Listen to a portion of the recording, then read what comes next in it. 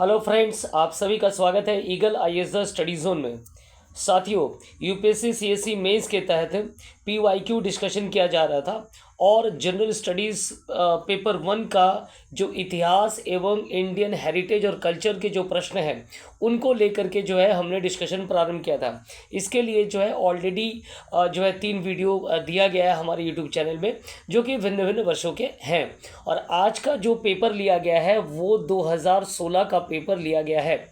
2016 के जो प्रश्न थे उनमें जो शब्दों की सीमा है वो थोड़ी सी अलग है।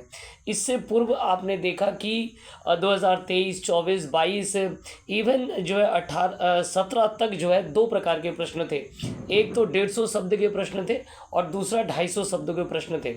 लेकिन 2016 में जो है प्रश्न पत्र क्या है ना, 2016 में एक तो आपको 200 शब्दों का क्या करना होगा, प्रश्नों का उत्तर देना होगा, जिनमें 12 और हाफ 12.5 मार्क्स क्या रहेंगे। ठीक है, हालांकि यहाँ भी जो है आपको 5 ही प्रश्न रहेंगे, लेकिन यहाँ शब्दों की सीमा जो है 200 थी। तो चलिए देख लेते हैं कि क्या कुछ प्रश्न हैं। सबसे पहले जो प्रश्न है, सबसे पहले मैं पेपर में दिखा दूँ जो लिखा हुआ है कि निम्नलिखित सभी प्रश्नों के उत्तर दीजिए और प्रत्येक प्रश्नों का उत्तर जो है 200 शब्दों में दीजिए। प्रत्येक प्रश्न के अंक कितना है, समान अंक है। आप देख सकते हैं कि यहाँ पर कितना है, 12.5 जो है प्रत्येक प्रश्न का अंक है और सभी को 200 शब्दों में आपको उत्तर देना है। चलिए, सबसे पहले हम लोग क्या करेंगे ना, सबसे पहले हम लोग आज जो है हिस्ट्री के प्रश्न हैं उसको लेकर के क्या करेंगे, डिस्कशन करेंगे। और हिस्ट्री का जो पहला प्रश्न है, अगर कल्चर को छोड़ देते हम तो तीसरा नंबर जो प्रश्न है, स्पष्ट कीजिए कि 1857 के जो विप्लव है किस प्रकार औपनिवेशिक भारत में ब्रिटिश नीतियों के विकासानुक्रम में एक महत्वपूर्ण ऐतिहासिक मोड़ था। अर्थात 1857 का जो विद्रोह हुआ था और विद्रोह के बाद जो है ब्रिटिश नीतियों में जो है परिवर्तन आ गया था। वो जो परिवर्तन था वो क्या था ना, एक महत्वपूर्ण पड़ाव की ओर था। इसको लेकर के क्या करना है, डिस्कशन करना है। तो स्पष्ट है कि 1857 का जो विद्रोह था एक परिवर्तनकारी घटना थी। इतने दिनों तक जो है छोटे मोटे जो रीजनल विद्रोह होते थे 1765 से लेकर के 1857 तक, टिल 1857 तक हम कह सकते हैं, उन्हें अंग्रेज़ों ने जो है अलग अलग तरीके से तबाह दिया और उनके प्रति वे सचेत नहीं रहे। लेकिन जैसे ही 1857 का सैनिक विद्रोह हो गया है ना, उनके सैनिकों के द्वारा जब विद्रोह कर दिया गया अलग अलग स्थानों पर, तो वे अब चिंतित होने लगे कि भारत में अगर उनकी जो नीतियां हैं या उनके जो शासन करने के तरीके हैं, अगर उनको बदलाव ना लाया जाए तो क्या होगा, आने वाले समय में भयंकर क्या हो सकता है, विरोध हो सकता है और उनकी सत्ता समाप्त हो सकती है। तो इसी संदर्भ में जो है कहा जाता है कि 1857 का जो विद्रोह था वो एक परिवर्तनकारी घटना माना जाता है। और इस घटना के बाद जो है ब्रिटिश शासन का जो आधारभूत ढांचा था उसको क्या क्या बदल दिया गया है ना। तो कौन कौन सी चीज़ें हैं, तो आपको क्या करना है, 1857 के बाद जो ब्रिटिश शासन में जो परिवर्तन लाया गया उन चीज़ों को क्या करना है, रेखांकित करना है, आपको उसको रेखांकित कर देना है। यहाँ यही पूछ रहा है। ठीक है, तो चलिए, तो सबसे पहले कौन सी चीज़ें, अगर हम लोग कुछ पॉइंट्स ले लेते हैं। सबसे पहले जो है कौन सी चीज़ों को सबसे पहले कौन सी चीज़ों में परिवर्तन आया ना, ईस्ट इंडिया कंपनी का जो शासन था उसे जो है समाप्त कर दिया गया। सबसे पहले 1858 का अधिनियम लाया गया और ईस्ट इंडिया कंपनी का शासन को समाप्त करते हुए जो भारत का शासन है वो महारानी विक्टोरिया के हाथों में या जो साम्राज्ञी के हाथों में चला गया। इस प्रकार लंबे समय से जो ईस्ट इंडिया कंपनी का शासन था वो 1857 के विद्रोह के बाद समाप्त कर दिया गया और जो शासन है वो महारानी विक्टोरिया के हाथों में चला गया या ब्रिटिश क्राउन के हाथों में डायरेक्ट शासन चला गया। अब 1858 में भी बहुत सारे परिवर्तन किए, जैसे अब गवर्नर जनरल को वायसराय कहा गया, एक भारत सचिव या भारत मंत्री का पद भी बनाया गया जो कि जिसे भारत का शासन चलाना था। तो कुछ इस तरीके से आप क्या कर सकते हैं, लिख सकते हैं। महारानी विक्टोरिया के द्वारा जो है भारत के संदर्भ में जो घोषणाएं की गई थी उनको भी जो है आप पॉइंट वाइज क्या कर सकते हैं ना, कलेक्शन कर सकते हैं। इसके अलावा ब्रिटिश शासनकाल में जो है क्षेत्रीय विस्तार अर्थात महारानी विक्टोरिया के घोषणा किया गया था कि अब वे जितना विस्तार हो चुका था अब यहाँ स्टॉप हो गया और आगे का कोई भी क्षेत्रीय विस्तार नहीं किया जाएगा। अर्थात अब किसी प्रकार का जो विलय की नीतियाँ थी, जैसे सब्सिडी अलायंस सिस्टम के तहत विलय किया गया था या और भी जो विलय नीतियाँ थी राज्यों की, वो अब जो है बंद हो गया। तो महारानी विक्टोरिया के घोषणा पत्र को जो है काफ़ी महत्वपूर्ण माना जाता है। ठीक है, चलिए इसके अलावा देसी रियासतों को जो है अधिकार सम्मान दिया जाने लगा। गोद लेने की प्रथा है ना, गोद लेनी प्रथा को क्या किया गया ना, उसे भी जो है मान लिया गया और उसे भी सम्मान दिया गया। तो इस प्रकार प्राचीन परंपराओं के प्रति सम्मान दिया गया, उनका संरक्षण किया गया, संरक्षण के लिए भी जो है बात कही गई।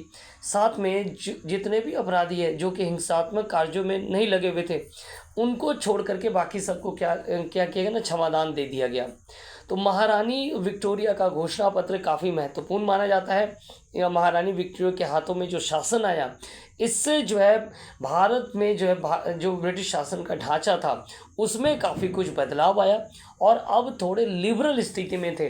इससे पूर्व की जो स्थिति वो काफ़ी शोषणकारी, काफ़ी दमनकारी था, चाहे वो देसी राजाओं के प्रति हो, चाहे वो आम जनमानस के प्रति हो, चाहे वो भूमिकर नीति में जो है लगान का करेक्शन, वो काफ़ी क्या था ना, वो काफ़ी दमनकारी था। लेकिन जैसे ही 1858 में अधिनियम पारित हुआ, महारानी विक्टोरिया के हाथों में शासन गया, या ब्रिटिश क्राउन के हाथों में शासन चला गया, तो जो है चीज़ें बदलनी प्रारंभ हो गई और थोड़ा लिबरल की ओर आगे बढ़ने लगा। इसके अलावा हम और कौन कौन से पॉइंट दे सकते हैं ना, 1857 के संघर्ष में आपने देखा कि कई ऐसे जो है देसी रियासत थे जिन्होंने अंग्रेज़ों का साथ दिया था, जिनमें ग्वालियर, हैदराबाद, नाभा और जिंद थे। इनको क्या क्या पुरस्कृत किया गया लॉर्ड कैनिंग के द्वारा। लॉर्ड कैनिंग को पुनः जो है वाइसरॉय बनाया गया और लॉर्ड कैनिंग के द्वारा जो इन्हें पुनः पुरस्कृत किया गया। और वे समझते थे कि ये क्या है, एक दीवार की तरह है। ठीक है, चलिए, एक दीवार की तरह है जिन्होंने जो है उन्हें भयंकर आंधी तूफान से उन्हें बचाया है। और कौन सी चीज़ें की गई, तो भारत में जो ब्रिटिश सत्ता की जो स्थापना या ब्रिटिश सत्ता जो टिकी हुई थी, उसका मुख्य आधार क्या था ना, सेना था। और सेना में जो है आपने देखा कि भारतीय सैनिक अधिक थे और यूरोपीय सैनिक कम थे। 1857 का जो विद्रोह हुआ था उसमें मूल कारण ये था कि जो भारतीय सैनिक अधिक होने के कारण विद्रोह हुआ था। तो अब जो है भारतीय सैनिकों की संख्या को काफ़ी कम कर दिया गया था और जो यूरोपीय सैनिक थे उनकी संख्या को बढ़ा दिया गया था। 1:3 एवं 1:2 का अनुपात रखा गया था, बंगाल के लिए अलग एवं भिन्न भिन्न प्रांतों के लिए अलग। साथ में सेना का पुनर्गठन के तहत जो है सेना का जो पुनर्गठन किया गया, उसमें एक चीज़ और आप जोड़ सकते हैं कि 1857 का जब विद्रोह हुआ तो अंग्रेज़ों को श्वेत विद्रोह भी झेलना पड़ा था। चूँकि 1858 में क्या हो गया, क्राउन के हाथों में जैसे ही मैंने सत्ता चली गई, तो जो यूरोपीय सैनिक थे उन्होंने इसका विरोध किया। इसे श्वेत विद्रोह कहा जाता है। और लॉर्ड कैनिंग ने जो है गुस्से में आकर के कई यूरोपीय सैनिकों को क्या किया, पदमुक्त करवा दिया था। लगभग 10,000 सैनिकों को कहा जाता है उन्होंने सेवा मुक्त करवा दिया था। तो ये चीज़ों को आप लिख सकते हैं। इसके अलावा यूरोपीय सैनिकों को विशेष अनुपात में नियुक्ति करना था। कुछ स्थान तो ब्रिटिश सैनिकों के लिए ही जो है रिजर्व कर दिए गए थे। इसके अलावा भारतीय सैनिकों में काफ़ी कुछ परिवर्तन किया गया। एकता को भंग करने के लिए अलग अलग जाति एवं अलग अलग वर्ग के भारतीय सैनिकों को मिला करके रखा गया ताकि वे आपस में क्या करें, लड़ते झगड़ते रहे। तो ये सारी बुद्धियों को क्या किया गया, अपनाया गया था। इसके अलावा भारतीय विधान परिषद अधिनियम 1861 जो है 1858 के बाद पारित हुए और कई जो है चीज़ें बदलनी प्रारंभ हो गई। जैसे कार्यपालिका परिषद में जो है एक सदस्य बढ़ा दिया गया जिसे विधि का ज्ञान हो। इसके अलावा विभागीय प्रणाली की प्रारंभ की गए, है ना। तो 1861 का जो अधिनियम है वो काफ़ी महत्वपूर्ण माना जाता है और कहा जाता है कि 1861 का जो अधिनियम है इसे प्रतिनिधित्व प्रणाली का प्रारंभ भी कहा जा सकता है ना। तो ये जो महत्वपूर्ण जो चीज़ें 1858 के बाद जो महत्वपूर्ण चीज़ों में बदलाव आया उसे क्या कहा जाता है ना, भारतीय इतिहास में प्रतिनिधित्व प्रणाली का प्रारंभ भी कहा जाता है। ठीक है, तो इस प्रकार 1861 का अधिनियम पारित हुआ जिसमें विभागीय प्रणाली शुरू की गई और जो है एक विधि वेता जो है जोड़ा, एक सदस्य जोड़ दिया गया जिसे क्या हो, विधि का ज्ञान हो कार्यपालिका परिषद में। ठीक है, इसके अलावा और कौन सी चीज़ है, इसके अलावा एक और चीज़ उन्होंने देखा कि भारतीय तभी उनके विरुद्ध खड़े हो सकते हैं जब उनमें एकता हो। इस यूनिटी को तोड़ने के लिए जो है उन्होंने क्या किया ना, बांटो और राज करो नीति को अपनाना प्रारंभ कर दिया था। तो इस प्रकार उन्होंने किसी जो है एक धर्मावलंबी के लोगों को ज़्यादा क्या देने लगे, वेटेज देने लगे और उन्हें जो है दूसरों से अलग करना प्रारंभ कर दिया। तो इस प्रकार बांटो और राज करो नीति भी प्रारंभ हो गई। जो दमनकारी नीति या जो प्रेस है, प्रेस को दमन करने के लिए जो vernacular press act Lord Lytton के द्वारा लाया गया था 1878 में। तो ये भी एक था जो कि दमनकारी कानून लाए गए थे कि इस बार अगर किसी प्रकार का कुछ होता है तो तुरंत जो है प्रेस पर कार्रवाई किया जाएगा, क्योंकि प्रेस के द्वारा क्या होता है जो है शिक्षाओं को आगे बढ़ाया जाता है, राजनीतिक कार्यक्रमों को आगे बढ़ाया जाता है। तो उस पर जो है क्या क्या ना, उस पर उसको दबोचने के लिए वर्नाकुलर प्रेस एक्ट भी लाया गया था। तो ये सारी चीज़ें जो है क्या क्या था ना, 1858 में 1857 का जो विद्रोह हुआ था और उसमें जो परिवर्तन लाया गया था, तो ये सारी चीज़ें परिवर्तन लाया गया था। इसमें आप कई चीज़ें जो है आप जोड़ सकते हैं, इसको आप स्पष्ट तरीके से नोट बना सकते हैं। चलिए, तो एक तो था ये आपका इतिहास का प्रश्न था। दूसरा क्या प्रश्न है, दूसरा प्रश्न है कि स्वतंत्रता संघर्ष में गांधीवादी चरण के दौरान महिलाओं की भूमिका को विवेचन कीजिए। तो गांधीवादी चरण अर्थात असहयोग या हम चंपारण सत्याग्रह से लेकर के अहमदाबाद मिल सत्याग्रह एवं खैरा सत्याग्रह से लेकर के जो है हम असहयोग आंदोलन, सविनय अवज्ञा आंदोलन और भारत छोड़ो आंदोलन में जो महिलाओं की भूमिका को आपको लिखना होगा, अर्थात सरोजिनी नायडू हो गए, अरुणा असफ अली हो गए, कमला नेहरू हो गए, है ना। तो इन सभी की भूमिका, इसके अलावा कई अन्य और महिलाएं हैं, उनको आपको करेक्शन करना होगा और उनकी जो भूमिका थी, है ना, असहयोग आंदोलन में क्या भूमिका थी, इसके अलावा शॉर्ट में ही, इसके अलावा भारत छोड़ो आंदोलन में किन की भूमिका थी, तो इनको आपको क्या करना होगा, पॉइंट वाइज रेखांकित करना होगा। ये प्रश्न जो है सीधा है और हालांकि इस प्रश्न का उत्तर किसी भी पुस्तक में आपको मिलना जो है नहीं मिलेगा, इसके लिए आपको कलेक्शन करना पड़ेगा, सीधी सी बात है। क्योंकि गांधीवादी महिलाओं की भूमिका है अलग से किसी भी पुस्तक में नहीं है कि अलग अलग आंदोलन में कौन कौन सी महिलाओं की भूमिका थी। अगर ये एक चैप्टर अलग से हो तो शायद स्टूडेंट्स को बहुत सारे कार्यों में क्या हो जाए ना, बहुत सारे प्रश्न हल ही हो जाए। ठीक है, तो एक तो ये हो गया। चलिए, इस प्रश्न को इस तरीके से लिख लेना है ना। तीसरा क्या है, हिस्ट्री का प्रश्न है कि स्वतंत्रता संघर्ष के लिए स्वतंत्रता के लिए संघर्ष में सुभाष चंद्र बोस और महात्मा गांधी के दृष्टिकोण में भिन्नताओं पर प्रकाश डाली। दोनों में काफ़ी कुछ भिन्नता थी, दोनों उम्र के हिसाब से भी 20 वर्ष से ज़्यादा क्या था, उन दोनों में गैप था। गांधी जी सुभाष चंद्र बोस क्या थे ना, एक युवा थे और वे वामपंथीवाद, साम्यवाद से काफ़ी क्लोज थे, साम्यवादी और समाजवादी सिद्धांतों से काफ़ी क्लोज रूप से जुड़े हुए थे। वहीं गांधी जी जो है अहिंसा को अपना जो है क्या मानते थे ना, प्रमुख सिद्धांत, सत्याग्रह अहिंसा को अपना प्रमुख सिद्धांत मानते थे। यही कारण है जब गांधी जी के साथ पहली बार मुलाकात हुई सुभाष चंद्र बोस का, तो वे समझ गए थे कि जो इनका जो विचारधारा है वो सी आर दास के साथ काफ़ी मेल खाता है। तो उन्होंने सी आर दास के पास उनको भेज दिया था और सी आर दास ही जो है सुभाष चंद्र बोस के क्या बने, राजनीतिक गुरु बने थे। तो कई समानताएं थी कि दोनों देशभक्त थे, दोनों जो है स्वतंत्र संघर्ष के लिए काम कर रहे थे, लेकिन दोनों में मत भिन्नताएं थी। और ये मत भिन्नताएं थी कि गांधी जी ग्राम स्वराज को जो है क्या ज़्यादा महत्व देते थे, वहीं जो है सुभाष चंद्र बोस जिन्होंने राष्ट्रीय नियोजन नीति को अपनाया था, है ना, और उसके तहत जो उन्होंने इंडस्ट्रियलाइजेशन पर क्या किया था, जोर देना, उनकी ये विचारधारा थी। वहीं महात्मा गांधी का विचार क्या था ना, ग्राम को मजबूत करना है, इसके लिए जो है गांव की जो बुनियादी जो शिक्षा या तालीमी जो शिक्षा है उसको मजबूत करना है, अर्थात गांव को मजबूत करना इनका कॉन्सेप्ट था गांधी जी का। वहीं सुभाष चंद्र बोस जी जो है इंडस्ट्रियलाइजेशन के पक्ष में थे। ठीक है, तो ये कुछ विचारधारा को आप क्या कर सकते हैं, रेखांकित कर सकते हैं ना गांधी जी और किसके अंदर में, ना सुभाष चंद्र बोस के मत भिन्नताओं को लेकर। इसके अलावा सुभाष चंद्र बोस ये भी चाहते थे, गांधी जी चाहते थे कि भारतीयों के द्वारा जो है धीरे धीरे स्वतंत्रता प्राप्त की जाए। वहीं सुभाष चंद्र बोस जो है उग्र विचारधारा से जुड़े हुए, वे चाहते थे कि तेज गति से स्वतंत्रता मिले एवं विदेशी सहयोग में मिले। इसी कारण से वे विदेश में जाकर जो उन्होंने आज़ाद हिंद फौज का भी गठन किया था। तो ये कुछ जो है क्या है थॉट्स हैं, विचारधारा हैं, जिनके द्वारा गांधी और सुभाष चंद्र बोस में क्या पाया जाता था, ना भिन्नता पाया जाता था। ठीक है, इसे आप क्या कर सकते हैं, ना रेखांकित कर सकते हैं। चलिए, तो तीनों हिस्ट्री के प्रश्नों को क्या किया गया ना जो है यहाँ पर तीनों हिस्ट्री के प्रश्नों का क्या किया गया, आपने देखा कि डिस्कशन किया गया। अब हम लोग देखेंगे कि कौन कौन से प्रश्न जो है हेरिटेज और कल्चर से दिया हुआ है, इंडियन हेरिटेज और कल्चर से। तो पहला प्रश्न है कि जो प्रारंभिक बौद्ध स्तूप कला है जिनमें लोक, वर्ण, विषयों एवं कथानकों को चित्रित करते हुए बौद्ध आदर्शों की सफलतापूर्वक व्याख्या करता है। तो प्रारंभिक बौद्ध स्तूप कला का डेवलपमेंट कहाँ से हुआ? प्रारंभिक बौद्ध स्तूप कला की अगर हम डेवलपमेंट की बात करें तो हमें सुंग काल में जो है ये पहली बार देखने को मिला और फिर सातवाहन काल में हमें देखने को मिला।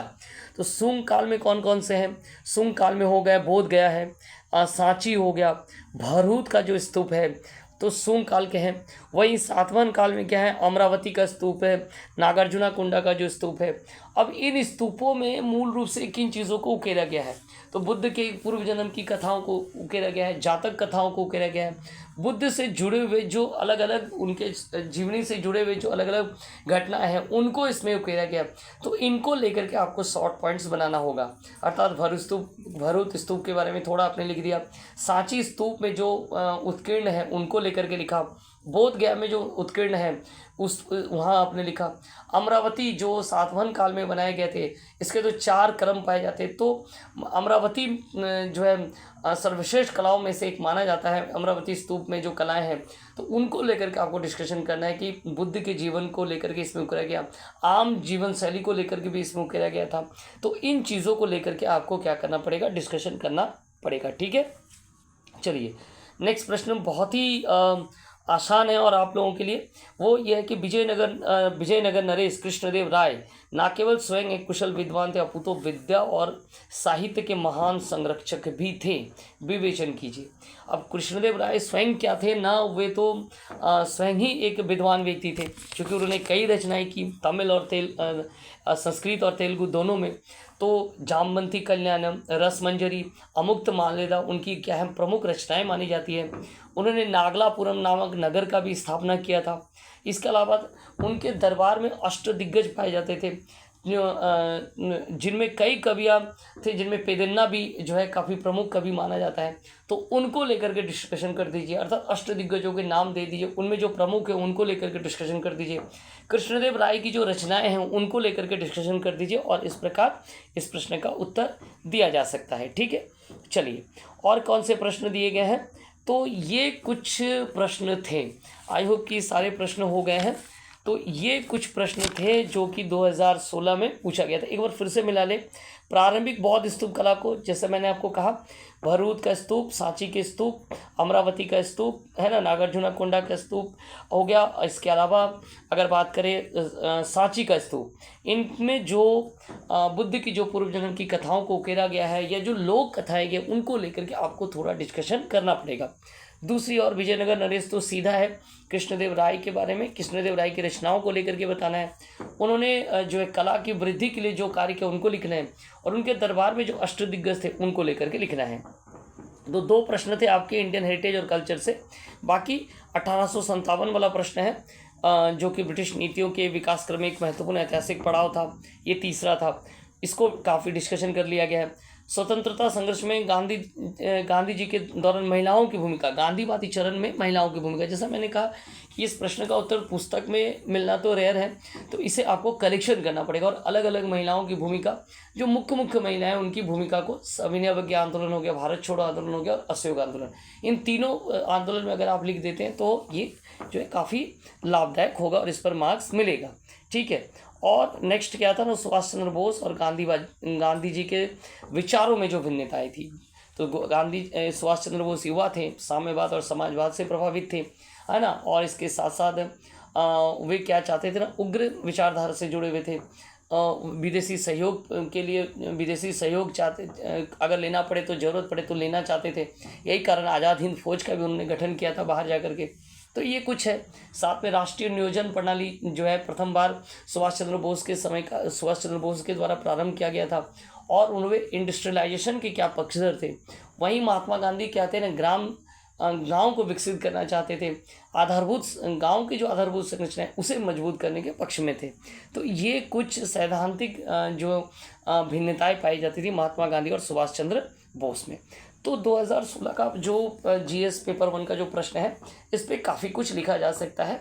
कोई प्रश्न जो है, एक दो प्रश्न को छोड़कर महिलाओं की भूमिका को छोड़ करके एक ये, और दूसरा जो है पहला प्रश्न जो है सांची भरूच वाला जो प्रारंभिक जो बौद्ध स्तूप कला को लेकर के, वो भी लिखा जा सकता है। अगर आपके दिमाग में वो है तो ठीक है, नहीं तो ये दोनों प्रश्नों को छोड़कर बाकी प्रश्न क्या है ना, उसे जो है लिखा जा सकता है। ठीक है, तो चलिए हमारे साथ जुड़े रहिए PYQ डिस्कशन में, और हमारे साथ जुड़ने के लिए आप सभी का बहुत बहुत धन्यवाद।